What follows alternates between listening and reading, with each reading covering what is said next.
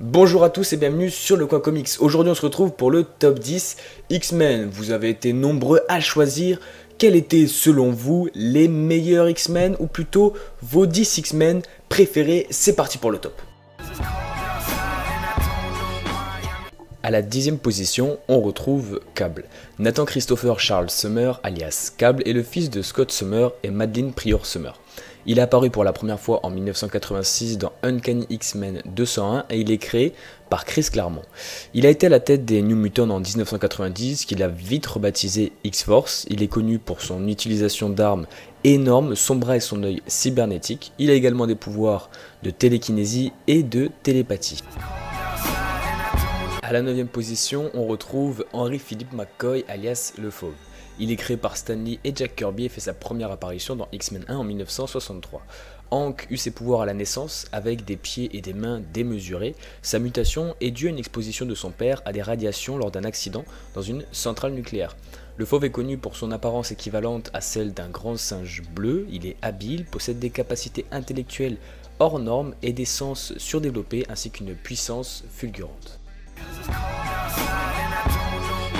À la 8e place, on retrouve Ororo Munroe alias Tornade, qui est créé par Len Wein et Dave Cockrum et qui fait sa première apparition dans Giant Size 1 en 1975.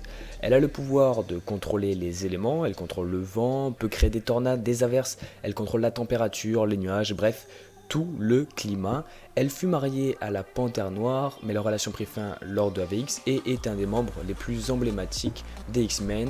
Elle est d'ailleurs plusieurs fois à la tête de l'équipe. À la 7e place, on retrouve Mystique, qui est créé par Chris Claremont et Jim Mooney et qui fait sa première apparition dans Miss Marvel numéro 17 en 1978. Mystique est une pro de l'espionnage et du terrorisme international.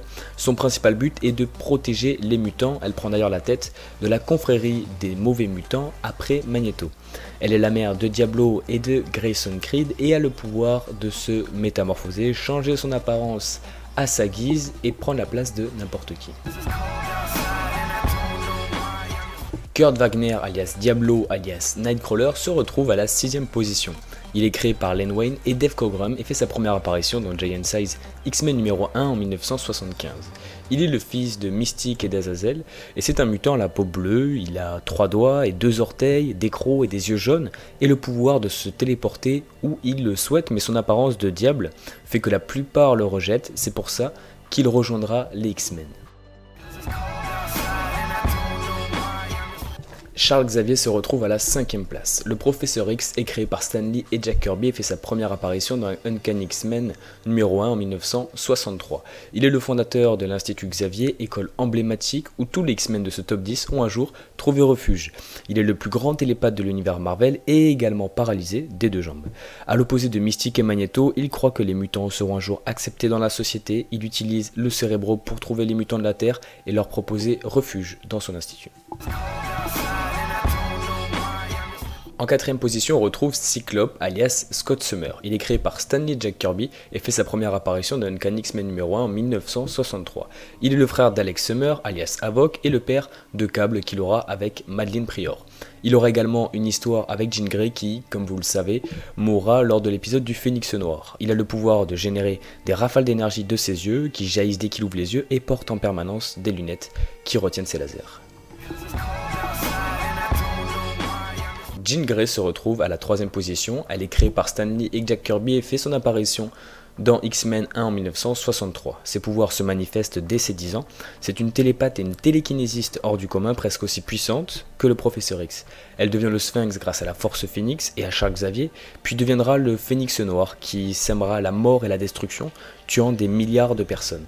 Jean Grey réussira à prendre quelques secondes le dessus sur le Phénix Noir et parviendra à se suicider pour arrêter le massacre. Max Eisenhart alias Magneto est à la 2e place de ce podium. Il est créé par Stan Lee et Jack Kirby et fait sa première apparition en 1963 dans Uncanny X-Men numéro 1. Jeune garçon juif, ses parents sont tués au ghetto de Varsovie où il utilisera inconsciemment pour la première fois ses pouvoirs. Il est le fondateur de la confrérie des mauvais mutants et il estime que ses confrères et lui ne seront jamais acceptés par les humains à l'instar de ce qu'il a vécu étant jeune. Il génère des champs électromagnétiques et contrôle toute molécule de métal, crée des champs de force, peut se faire voler et résiste à la télékinésie grâce à son masque.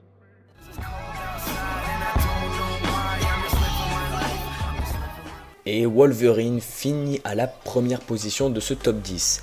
James Olnett alias Logan alias Wolverine est créé par Len Wein et John Romita en 1974. Logan est né au 19e siècle dans une riche famille et découvre ses facultés lors d'une triste soirée que vous retrouverez dans Wolverine, les origines et la fin, sorti en Marvel Icon. Il sera l'objet du projet canadien Arme X où il verra son squelette entièrement recouvert d'adamantium et où sa mémoire sera totalement effacée. Il a un facteur auto-guérisseur, une force énorme et bien sûr des célèbres griffes qui sortent de ses mains.